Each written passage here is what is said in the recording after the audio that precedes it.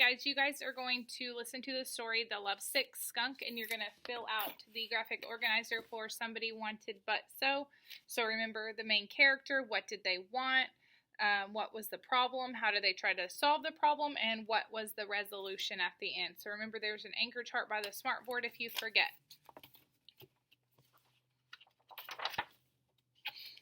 When I was a kid, I would get stuck on some simple little thing I really loved and never want to get rid of it or trade it for anything else. It might be a hat that felt just right on my head, or a t-shirt I'd wear until it was falling apart, or even a favorite pencil. Once I had a pencil with bright colored stripes spiraling all around it, red, purple, and green with silver sparkles mixed in. The eraser was electric orange. I was the only kid in my class who had a pencil like that. I sharpened it until it got so tiny my teacher said I'd have to hold it with tweezers. If you sharpen it anymore, she said, it's going to make invisible writing. And once I had a pair of jeans I wore until they were so full of holes my friends called them my Swiss cheese pants. I didn't throw them away until my mom showed me they were about to get a hole in a pretty embarrassing place.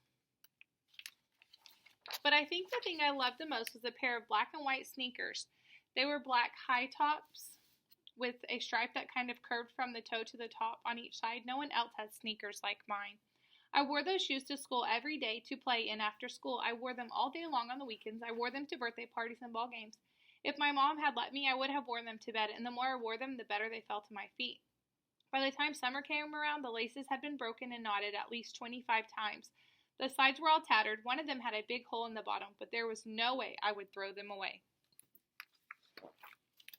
Every day in the summer, I'd wake up in the morning, jump back into the clothes I'd worn the day before, and put on those beat-up old black and white sneakers. I'd gulp down a quick bowl of cereal and head off into the desert with my good buddy Billy. We'd spend the whole day wandering around through the mesquite and cactus, or tromping through the mud and quicksand down by the little trickle of a river that ran close to our town. Every day, my black and white sneakers came home in worse shape. But here's the but. But the worst thing about them was the smell. Your feet get really sweaty running around in the desert. And one day we were running across the pasture. I stepped into a cow pie. That's not a pie cows like to eat. It's something that comes out the other end of a cow. That sure didn't make my shoes smell any better. Another time my foot sank in some nasty smelling mud down by the river. One day my mom met me at the door when I came home from supper. You are not coming into this house with those shoes on, she declared, and she made me take them off and leave them outside on the step. My shoes were banned from the house, but do you think I stopped wearing them? No way. My mom bought me a new pair of black and white sneakers, just like the ones I loved, but they even came from the same store, but I knew those shoes wouldn't feel the same. I didn't even try them on. I didn't really understand how terrible my shoes smelled until the night Billy and I decided to camp out. We had been wandering around down by the river that day and noticed a nice grassy spot under a big cottonwood tree. We could see a circle of stones where someone had made a fire. It looked like a perfect campsite. It put the idea of a camp out into our heads. We headed home and asked our moms for permission, and they both said it would be all right. We packed up our sleeping bags and tent, some hot dogs and a can of beans to cook for supper, and a few odds and ends like a flashlight and some old silverware, and headed off on our big adventure. It was already getting a little late when we got back to that big shady tree. We pitched our tent and made a little fire in the stone circle. We cooked our supper and ate. After sitting around and poking the fire with sticks for a while, we got sleepy. We poured water on the fire and then climbed into the tent. By the time I'd gotten used to leaving my shoes outside, so when I took them off, I set them on the ground in front of the tent. We were pretty tired, so we fell asleep right away. But late at night, I was awakened by a noise outside the tent over by the fire circle. I found my flashlight on the floor of the tent and pointed the light over toward the fire pit. Two bright little lights came shining back at me, the eyes of some critter, and then I made out a plump black and white body. It was a skunk, a chubby little skunk. Just about the time I shined the light on it, the skunk lost interest in whatever it was investigating over by the dead fire and started walking toward the tent. I reached over and shook Billy, and he got up. We both sat there staring at as the skunk got closer and closer to our tent. We were afraid to move, and then, just when it got to the door, the skunk turned around its tail and was pointing right at us. We were expecting the worst. But then we realized that what made the skunk turn around had nothing to do with us. The little skunk sidled up over to my old black and white sneakers and laid its head on one of them, and then it started rubbing its cheek against them. Oh my gosh, Billy whispered. The skunk's falling in love with your smelly old shoes.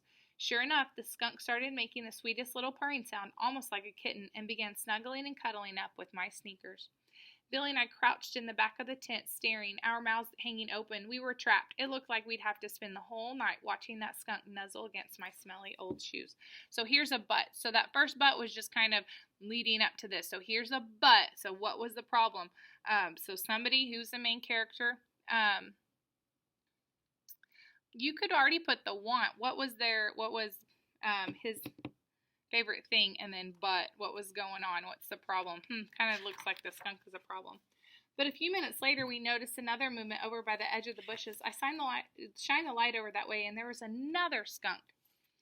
This one was huge. It was almost as big as my grandma's Cocker Spaniel. It came marching straight over to the black and white sneakers, pushed the lovey-dovey skunk aside, and bit the toe off one of my shoes. Then the big skunk turned around and psh, it sprayed my shoes. The big skunk gave the little skunk the meanest look you ever saw, and then it turned and walked away, and my shoes' new girlfriend tagged along behind it. My friend whispered, "That must be the little skunk's boyfriend."